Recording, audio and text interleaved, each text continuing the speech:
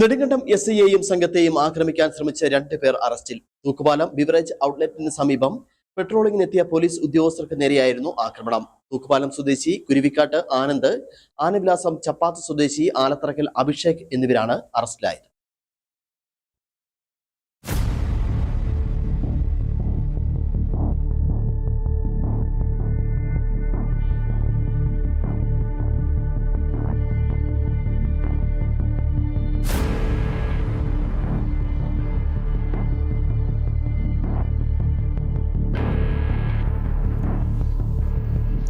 കഴിഞ്ഞ ദിവസമാണ് സംഭവം നടന്നത്.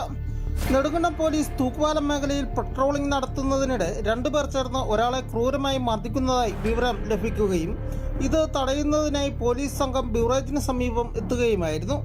ഈ സമയം പ്രതികളായ ആനന്ദ്, അഭിഷേക് എന്നിവരും കണ്ടാലറിയാവുന്ന മറ്റൊരാളും ചേർന്ന് മുൻവൈരാഗ്യത്തെ തുടർന്ന് ഓട്ടോറിക്ഷ ഡ്രൈവറായ അരുൺ എന്നയാളെ വാഹനം തടഞ്ഞു നിർത്തി ക്രൂരമായി മർദ്ദിക്കുകയായിരുന്നു.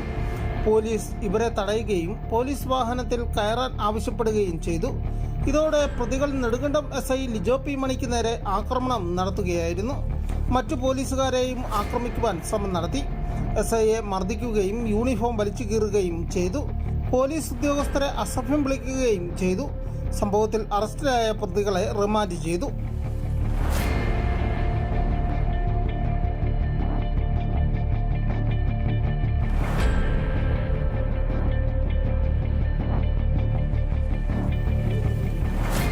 News bureau, Udumbanchola.